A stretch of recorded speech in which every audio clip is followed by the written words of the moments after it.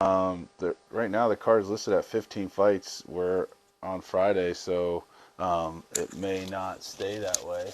I But actually looked earlier. Everybody made weight. Everybody. Davis and you Figueredo just made weight. you Everybody just made jinxed weight. it. Someone's getting hurt tonight. Well, somebody might slip in the Either way, though, shower. this should be an 15 fights. Lock in, grab your popcorn, grab your favorite beverage, and enjoy this one.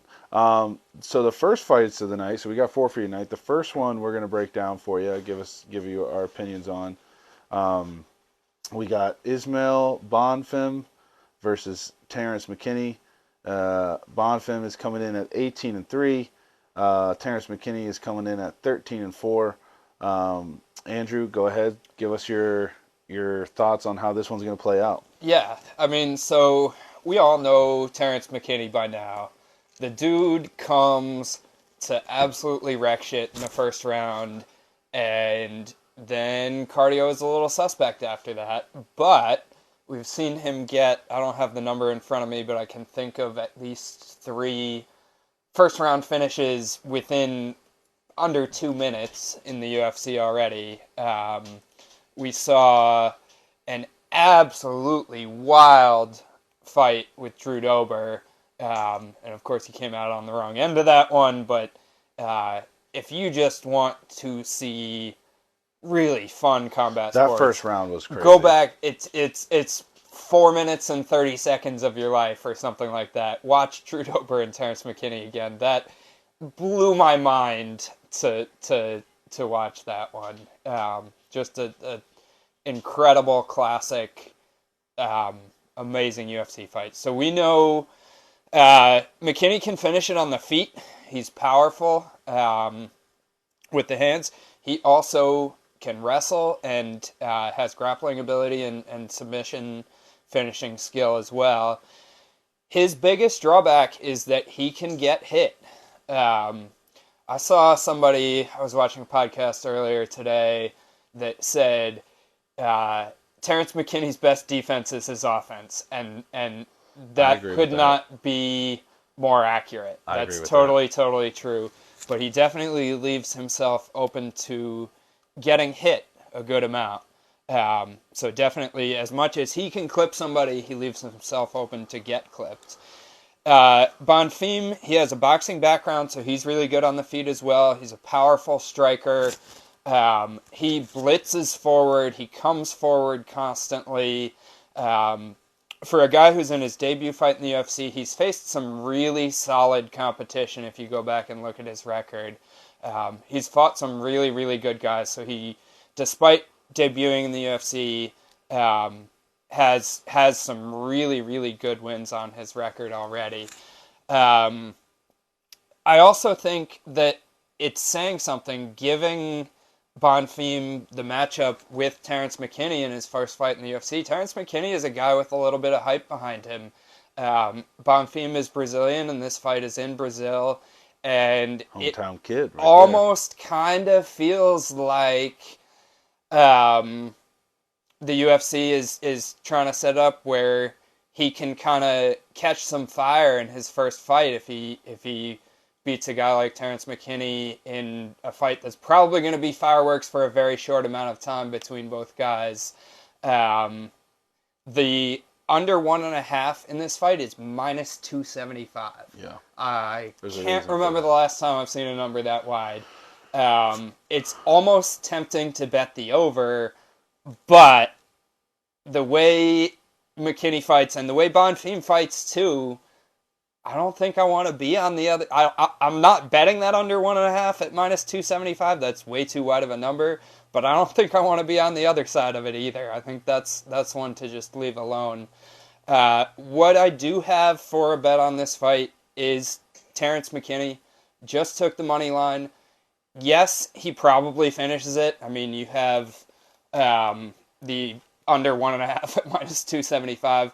One or the other of these guys probably finishes it, but the extra that you're getting for McKinney by finish is not worth messing with just simply taking the money line. I think I got it around minus 125, and I think it's still sitting around there. You might even be able to get a better number right now. I'm seeing minus 115. Yeah, that's what I'm seeing on ESPN right now. Yeah, so you can get an even better number than I already took.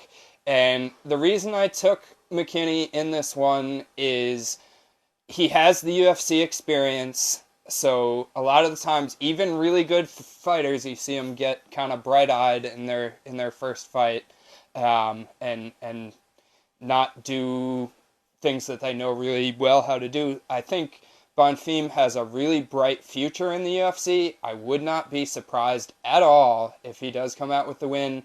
But I just think McKinney's the better wrestler. I think McKinney actually has an advantage on the feet speed-wise.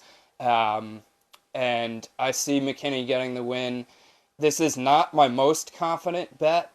I wouldn't be diving in here with 3, 4, 5 units, anything like that. I've got 1 unit on it. I did bet it, so it does mean that I have more confidence than just kind of leaving it alone. But it's far from my most confident bet of all time. But I do like McKinney to get it done. Yeah,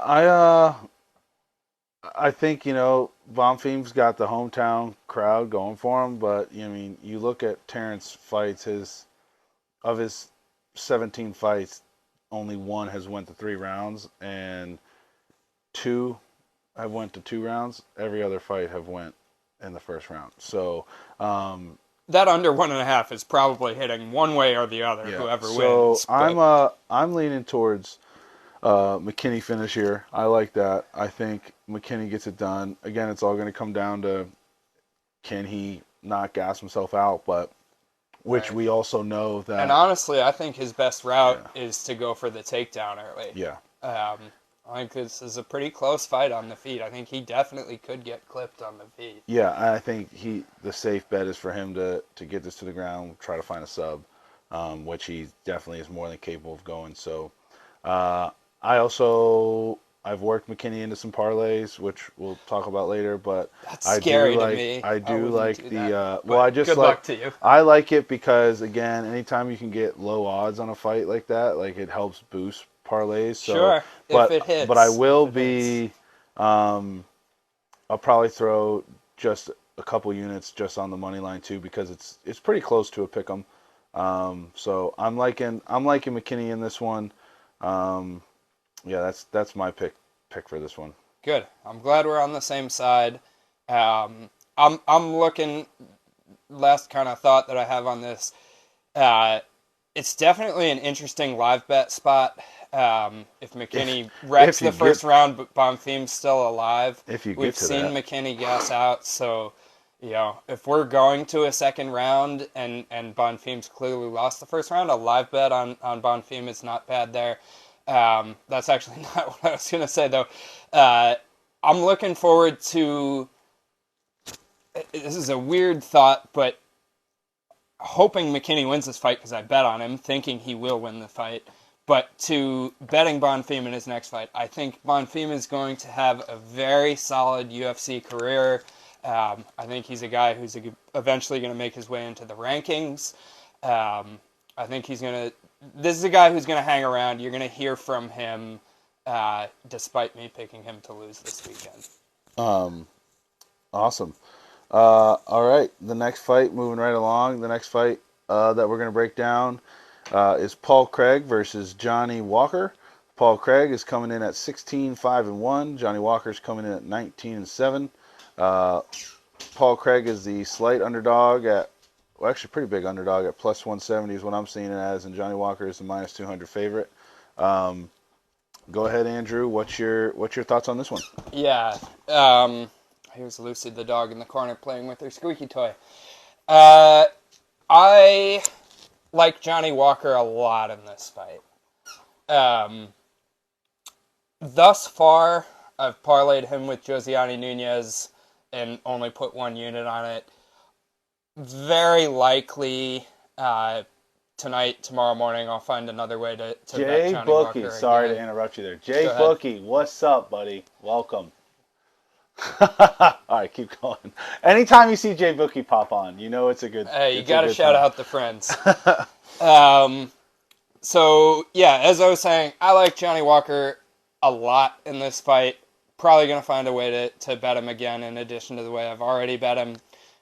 Not quite sure what that is yet. Going to do a little more homework tonight. But to me, Johnny Walker wins this fight 9 times out of 10. And he's under a minus 200 favorite. I think, let me look at what it is here. I got him around minus 180, I think it was. Yeah, he's showing up on ESPN as minus 200 right now. I guess it's getting down to like minus 190, minus 200, depending what your book is. So it's slid a little bit from where I've gotten it, but I still like it where it is. Johnny Walker is huge. He's 6'6". He's going to be really hard for Paul Craig to take down.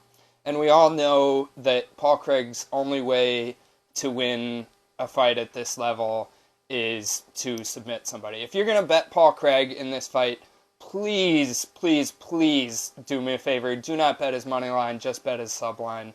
If you feel like Paul Craig is going to pull this one out, bet Paul Craig by sub. Give yourself that little bit better odds. Do it that way. I think what we're going to see is likely either a pretty early Johnny Walker win by KO, or a Johnny Walker win by very wide decision. Paul Craig is going to try to pull guard, try to pull Johnny Walker into his trap. Johnny Walker, we have seen have questionable fight IQ in the past, so that's got to give you the tiniest bit of worry and pause that he might follow Paul Craig down to the ground thinking, I'm some kind of jiu-jitsu guy because I got a submission in my last fight. But I think hopefully he and his coaches are smart enough to not do that. And I think we're either going to see a Walker KO or Walker just pick them apart, whether it's to a decision or whether it's to a later finish. But on the feet, this is not even close. And the size of Walker, I think he's going to be very hard for Paul Craig to take down. As long as he doesn't follow Walker into a pulled guard, that's I think the only way Walker loses this fight is if he goes into Walker's guard, which would be really, really dumb, and I don't see it happening. So I've got Johnny Walker pretty confidently in this one. Well, I am going Paul Craig for those exact same reasons why you said Johnny Walker, what he can't do, because Paul is the master on the ground, and I really do think that Paul is going to find a way. I think the one thing, Johnny Walker's really long, and sometimes that helps you, but it's also sometimes there's lots to grab onto, and we know that Paul Craig can find submissions anywhere, and this is one of those ones where, like, I don't know if you can get the bet on it, if you can do exact type of submission. But I'm seeing like a weird like leg lock or like something, just real knee twister. Just Johnny Walker gets a blown kneecap because Paul Craig gets him, and Johnny Walker's not going to just tap right away and all of a sudden pop, we're going to see a kneecap explode onto the mat. Who was it? It was Delidze against Hermanson that just had a weird leg submission a few weeks ago. So I think this is definitely going to be a tough fight. I think Johnny, like you said, on paper, Johnny Walker's got the skills and he's got the resume to get the win. There's a reason why he's at minus 200 odds. Craig can't strike. He's not that great of a wrestler. He's a he, pull guard artist. But at this he point can in his career. get a sub, and I think, I think Paul Craig by sub is the way to go. Either way, though, this is going to be one of those fights, because even like as much as Paul Craig can't strike, right? He is a tough fighter, and he is going to. He definitely is. He's not just. The ref's going to have to stop the fight, or he'll get knocked out. But when you got a guy like that, it's kind of like Clay Guida. You know what you're putting your money on, and so I'm really liking Paul Craig. I've also actually my lottery pick. I did sprinkle Paul Craig money line in there. No, don't do the money line. Just do sub. Just to again boost. I think the lottery pick when we get to it at the end. If you stay tuned all the way to the end, you get our lottery pick. It's like a plus 800 lottery Paul pick. Craig is not knocking Johnny Walker out, and he's not winning by decision. No, but a win's a win. So if he gets him on a sub, You should bet there the we sub go. line. That's all I'm saying. So I'm going with Paul Craig here. I like him. I think he finds a way to get a submission on Johnny Walker here. I'm also not been overly impressed with Johnny Walker's last couple fights. Not that he's out of it, and he definitely still has a lot to offer the UFC. But I have lost too much money on Johnny Walker the last year. So and I love Paul Craig. So I'm going up Paul Craig all day on this one. All right, head to head, we shall see on that one. All right, next up we got Davison Figueiredo versus Brandon Moreno 100. These two, I will watch these guys fight each other. I don't care about the rest of the division. I don't care about holding up Alexandre Pantoja. I don't care about. I mean, Moreno went and beat Kara France. These dudes just should fight for like the next. I don't know. You probably only got another year or two until Figueiredo gets too old. So this fight and then like 3 more, make it a best of 7. Right. Also, quick shout out to everyone watching. Thank you so much for tuning in. As we're going through our fights, please feel free to comment who you think is going to win each fight, what your opinions are. Let us know if we're wrong, if you're tailing or fading. But again, thank you for everyone tuning in. We really appreciate it. Yes, we do. So this one we have Davison Figueiredo versus Brandon Moreno. Figueiredo's coming in at 21-2-1, and Brandon Moreno's coming in at 26-2. Again, these guys, that's 20 wins, 6 losses, 2 draws, not 26-2, 26-2. I'm telling you, man, I saw Good Brandon Moreno on Theo Von's podcast the other day, and I loved what he was saying about how I think he's ready for this fight. And I love how he was saying that, he watched his last fights with Figueiredo. He's downloaded all the information. He's looked at what he did to improve the fight, and he's going at it as a real student of this game. And I think he's really taking this one in. He really wants this belt back. He for the city of for the country of Mexico, for all that goes behind. I think he's got a lot right. It's a great story. He is, going into Figueiredo's hometown, with Brazil. But go ahead, Andrew. Give me your thoughts on this. And again, as we're going through, please let us know. I just like the guy in the hat. Thanks. I appreciate that. I appreciate that. Andrew's a good guy too, though.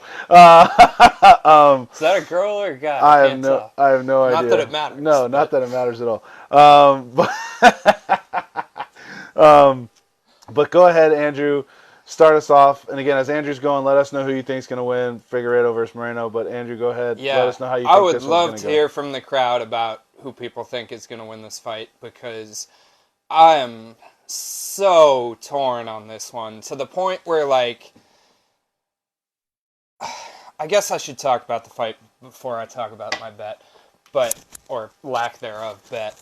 So, I mean, but what is there even really to say about these guys anymore? Like, Moreno, we know he's tenacious. We know he's got the heart of a lion. We know that he's 26 years old and he continues to improve and get better.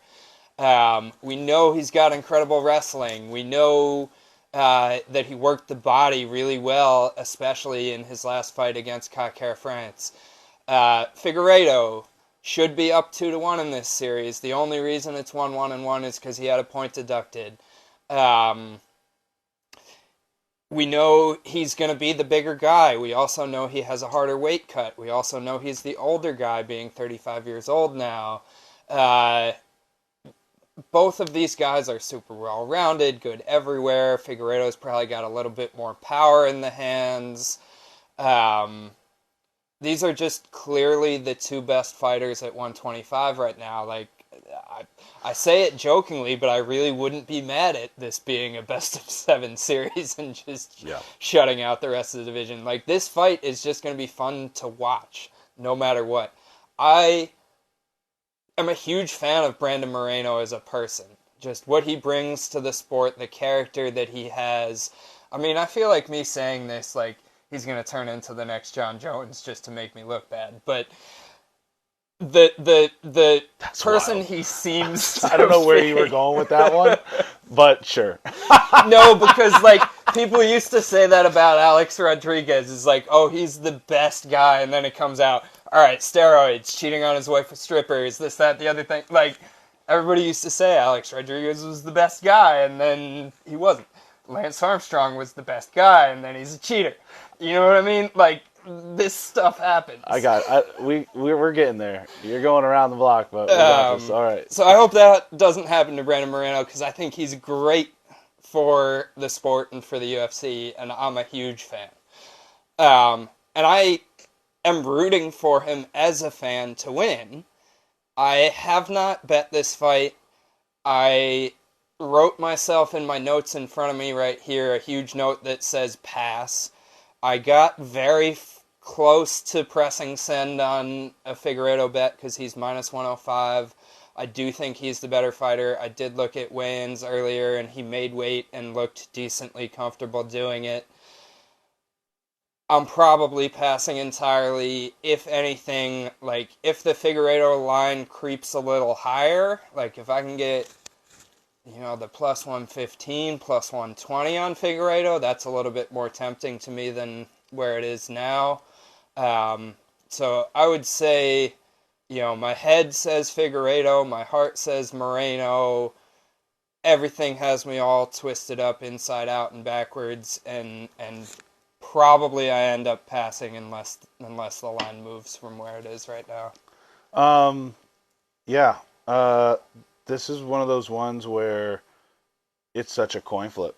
But again, I look at the last, 3 fights with these guys, and I've seen Moreno each time make the necessary adjustments. And so, yeah, I'm all in on Brandon on this one. I think he's a guy, he's a student of the game, he's young. When you look at the stats, he has a slight edge almost everywhere, except for significant strike accuracy.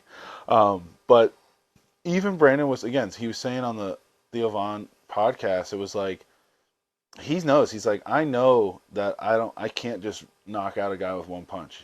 I know that I don't have that power, but what I can do is, jab, hit. He can find his shots really, really well. So I think with his volume, I think he's gonna come with a great game plan, because he always comes with a great game plan. So he's gonna come with a great game plan. He's done his homework. He's gonna really get this thing done. Again, I think it really showed against the Kai Kara France fight why these two are fighting. It's like, all right, Brandon Moreno lost. He had to go get himself in a position to get a title shot again. Well, Figueiredo was injured too. And then he went and did it very convincingly against a great fighter.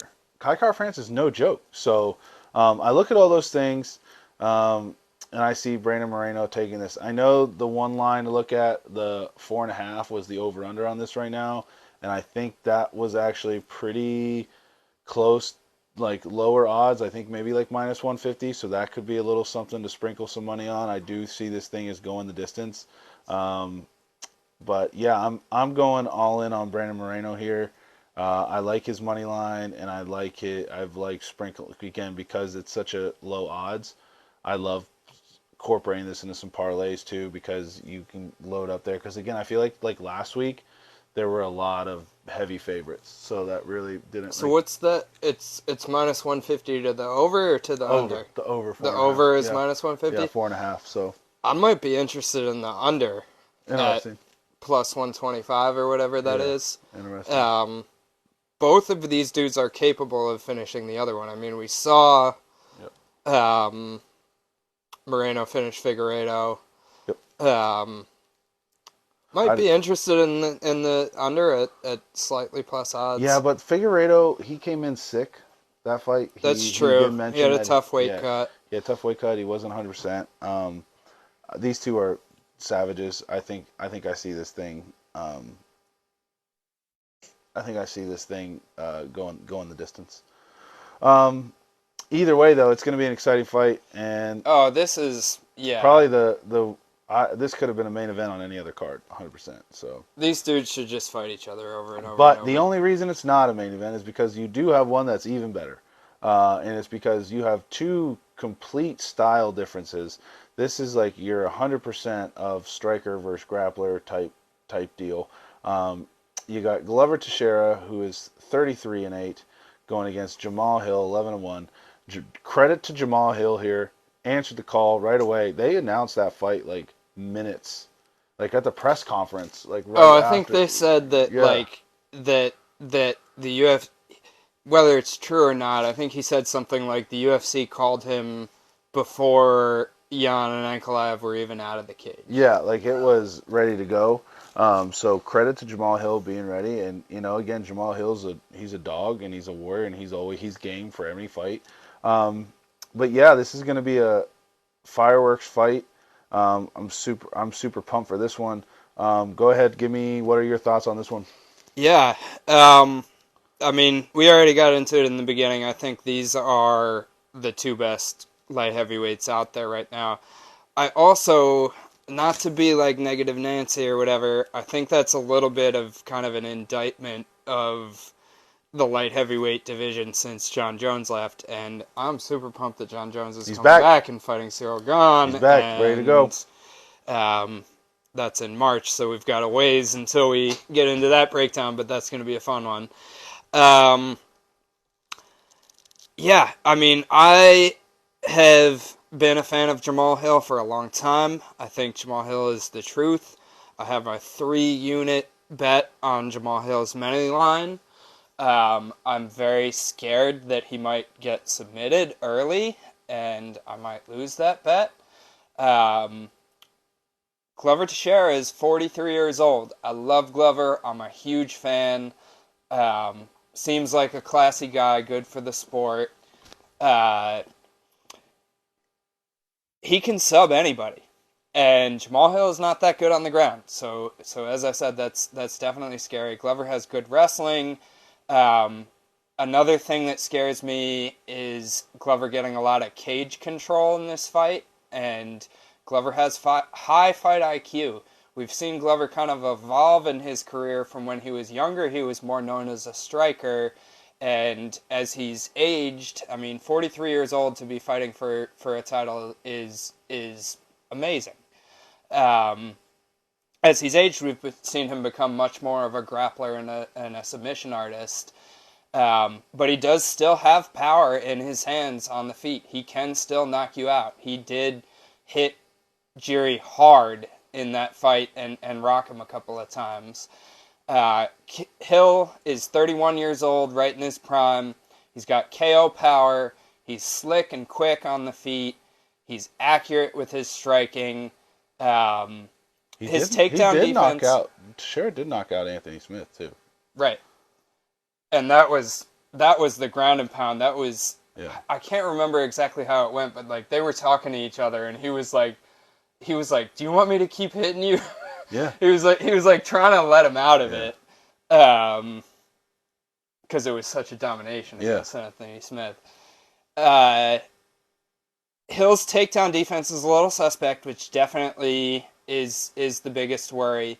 But his striking differential in his fights, 6.5 significant strikes landed to 3.5 significant strikes absorbed, average. That is a huge difference, especially at a division like light heavyweight. If this fight stays on the feet, it's Hill all day, every day, and twice on Sunday. The worry is that it goes to the ground. Another bet that I like for this fight is the over 1.5. I think both of these guys fight incredibly intelligently, and knowing that they have 5 rounds, I think both guys are going to take their time to feel it out in the first round, to feel it out with the striking, for Glover to look for his spots for takedowns. I like the over 1.5, and you can get that at pretty decent odds. So I like the over 1.5, and I also like Jamal Hill, whether he... I think I have a different kind of vision of this fight for most people. I think a lot of people think Glover gets one takedown, it's over. I think a lot of people think that Hill can land a shot early and it's over. Both of those definitely strong possibilities, but I think both these guys kind of fight smart. Take a lot of the first round to kind of figure it out. that the over 1.5 hits, and you may see a finish in the second or third round from either guy. Um, but I think this fight goes longer than a lot of people think. I think this fight goes to, like, even as I'm talking out loud, a bet I would be interested in is, like, what are the odds are on fight starts round 4. Yeah. Um, and that could be something to look at probably pretty high plus odds. Um, but I do like Hill, whether he finishes it by the KO. I think Father Time comes for everybody as good of a story as Glover is, um, and I think Hill's the dude. I actually think that Glover is the toughest matchup at the top of light heavyweight that there possibly could be for him right now, just because of Glover's style. I think, and this is where I'm gonna kind of have a hot take. I think Hill dusts Jiri. I think Hill dusts Ankalaev. Even though I know Ankalaev has the wrestling too, I think Hill dusts Jan Blachowicz. I think he dusts those guys. I think Glover is the toughest matchup out of all of them for him. But I'm still a believer and think he wins. Yeah, it was funny as you were saying that. He was saying it was tough. The highlights came up of him and Thiago Santos fight. When He Thiago, did get taken down a yeah, lot by Thiago Santos, which is definitely a worry. but then did get the sub. So because again, when you go into dark waters on the ground with Glover, he's gonna find a way to submit you. So here's how Jamal Hill has everything on paper to win this fight. He's the younger athlete. He's got better stand up. He's got knockout power. He's hands down when you talk about the power and the ability to get a finish with one punch, Jamal Hill has that. But this is how I see this Glover fight. has power too, though. Glover by knockout would not But completely shock me. this is how I see this fight playing out because Glover is a veteran. I see him, and knowing that Jamal Hill has such a hard time with takedowns, I see this thing as just being almost kind of a snooze fest. And I can see it. And seeing Glover playing it safe, working in the takedowns, sitting on top, throwing some elbows, throwing some ground and pound, getting the win, or finding a sub. I think finding the sub is more likely if he's getting the takedowns over and over. I think Glover gets it done. Home crowd, Brazil. I think he's got a little fire too in him because he lost to Jiri, and again in a fight that if that thing goes to decision, he wins that fight, and he lost it in the final literally 30 seconds of the fight. So I'm going Glover on this one. I think his route to victory is I think he's gonna get hit in the first round with a big shot. Because that's usually what happens to Glover. He gets hit with a big shot, and he's going to get to the ground. Jamal Hill, desperation takedown. If he's smart, and could finish will it let there. Glover get back up. But when you're in the ring and you get someone on the ground, it's really easy for you to just dive on him and try to finish it, and that's what Glover invites. And then I think Glover switches positions, gets on top, works ground and pounds. It's an interesting vision. I can see it. And then finds a sub or just gets a ground and pound finish. So I think there's a lot more experience in Glover. Just what he's shown over the last couple of years is he's an experienced fighter. That I think the one thing that he's done over the last years is understand the fight game and understand what his strengths are and what he needs to do to win fights. And I think Glover is going to do that because there's no question on his cardio. I mean, again, even though he had 30 seconds that were bad, but that was a high volume fight and a great fight. Glover can go the distance if he wants to, but he can also get a sub if he wants to. So I think I see this thing as Glover working the ground and either getting a ground and pound finish or finding the sub. I don't hate it. I definitely do. I'm on the Hill side. I like Hill. I do feel a little overexposed having 3 units on it. I got excited when the first fight first got announced and put that bet in. I was like, oh, Jamal Hill's my boy. He's finally getting the title shot. I think he's the best guy in this division. And the more that I look at it, Teixeira, styles make fights, right? Styles make fights, and Teixeira is a bad stylistic matchup for him. Did I just talk you into? So Sorry. no, Usually you talk me into bets. no, I do Did I just finally still talk you into one? no, I do still think Hill wins the fight. I think the scenario that I see most likely is like Jamal Hill second round knockout. Um, so if you want to go, you know, crazy specific like that, I think that's the most likely scenario that I see. Um, but I definitely do feel overexposed having 3 units on Jamal Hill. I think there's a world where the thing that I hit on most with what you just said is there's a possibility it's a boring fight. There's a possibility that Hill's takedown defense doesn't hold up and that we see a lot of Glover on top wrestling, and if that happens, I think he probably finds the submission sooner than later. Yeah.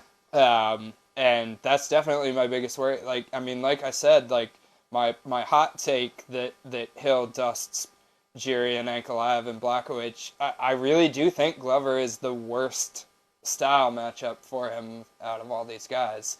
So I'm definitely worried, and yeah, I'm gonna be thinking between tonight and tomorrow about.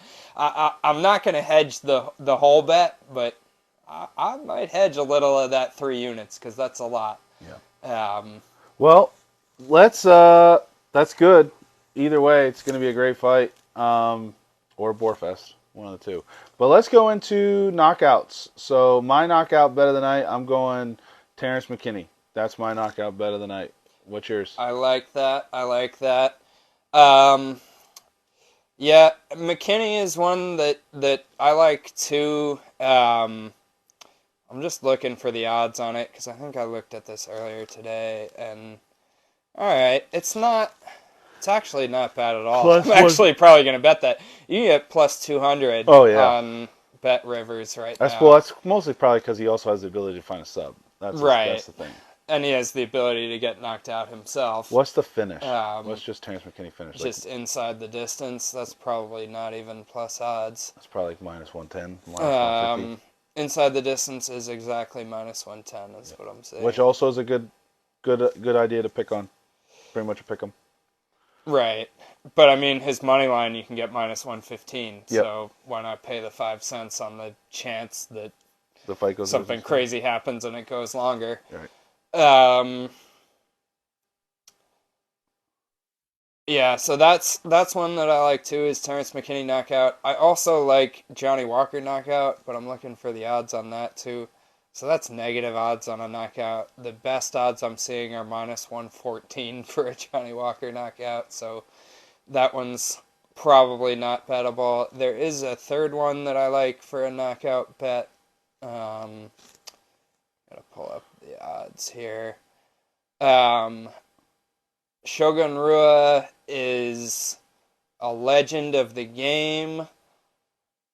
Pateria is suspect. That being said, the dude is so old and shot. I think, unfortunately, he's getting knocked out. But Pateria knockout, you're getting plus 125, so that's not that great of odds either. I mean, throwing the odds away and just going with the one that I like the most, I'm going to go with Johnny Walker knockout. But I'm probably not betting that at pick-em odds. All right. And for lottery pick, this one is a plus 860 lottery pick. I'm going with McKinney.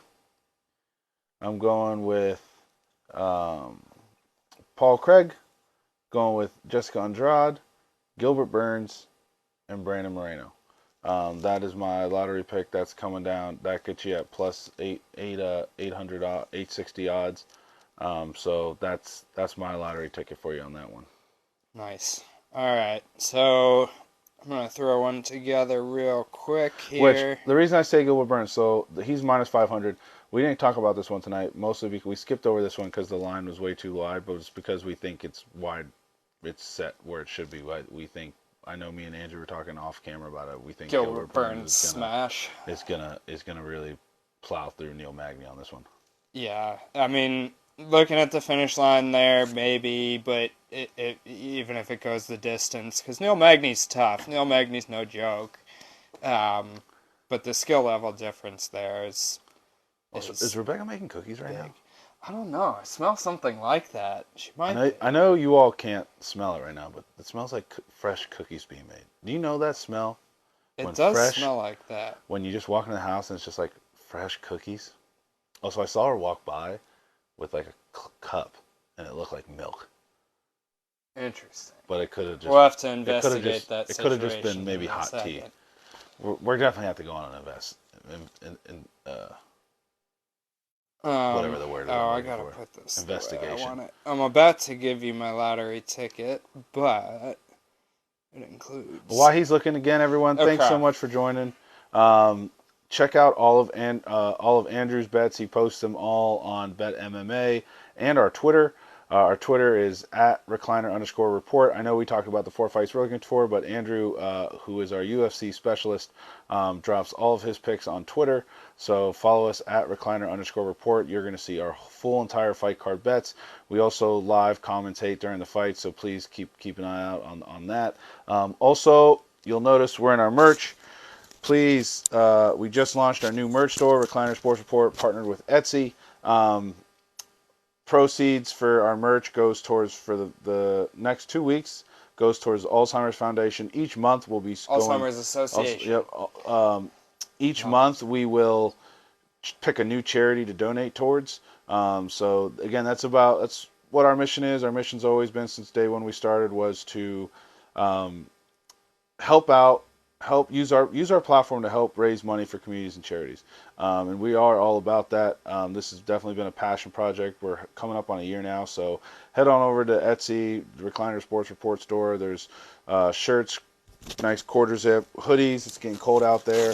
Hats. Hats, get a nice little key. Well, it's not. I just tipped it. This is Nate Diaz, Rock Nate Diaz, baby.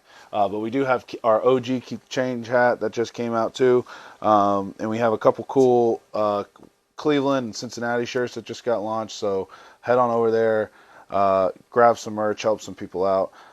So yeah, what do we got for our lottery pick? Okay. So this is based on current odds. You can get a little over plus 3,000 on this. So Lacerda by submission, then Daniel Marcos and Davison Figueiredo. So that's two close to pick 'em underdogs, and then Lacerda by submission, which I did bet at plus 700. That's a sprinkle bet. That's it's I don't know. I can't put a time frame on it, but once a decade when you're going to have a plus 700 bet with any degree of confidence. So when you're betting numbers those high, generally that's a little sprinkle. I put, I think, 0.3 of a unit on the Lacerda by sub at plus 700. So that's, 0.3 of a unit to win 2.1 units. So if that hits, that's a nice payday. If it loses, it's a tiny little loss. Daniel Marcos, dude should be a favorite in this fight. I already bet him at plus 160 earlier in the week. The line has steamed down in his direction. It's low-level MMA, though, so I may hedge out of it for a guaranteed profit tomorrow, depending on just how far that line does go. So be on the lookout for that. Yeah, Mac mentioned the Bet MMA tips. The reason that it's good to follow there is when I put a bet in, I instantly go to Bet MMA tips and put it up there. I put my bets on Twitter like Mac mentioned, but I usually do those on Saturday, few hours before the fights. And if I put a bet in on Monday, and Daniel Marcos is a perfect example. I have Daniel Marcos at plus 160, and I'm looking on DraftKings right now. It's plus 125, so that line has cratered a bit. over the past few days. So if you're following us on Bet MMA Tips, we're recliner_report. If you're following there, those bets will pop up as soon as I put them in, and it even has a cool little feature where I put in exactly what book I put them in on. So if you feel like tailing, can immediately go to that same book and put that same bet in. So that's my lottery ticket plus 31.28 is what you can get on that right now. Figueiredo moneyline, Marcos moneyline, and Lacerda by submission. Speaking of sports books, we are proud to announce that we are partnered with BetUS. Go on over to our Twitter page, and there you will find the link to join that sports book. You will get a 125% match free play bonus by joining the sports book with us over at BetUS. It has great odds, has casino gambling too, and everyone's favorite live betting. So head on over to BetUS, go to our Twitter, click the link, get signed up today, and get your free play bonus. And go ahead and throw that on the Bengals points. Plus 5.5. Joe Burrow's going to get it done. So if you see all the Bengals stuff on our social media, that's Mac. Mac is the Bengals fan. Hooday, baby. Well, again, thank you everyone for coming out. Brooke, what's up, homie? Good seeing you. Thanks so much. Thank you all for joining us. We really appreciate it. Stay tuned next week for Knockout Bets Podcast, our weekly MMA. Get your merch. Yep, get your merch. Weekly MMA show. And as always, everyone, thanks so much, and keep the change. Now we get to end the live.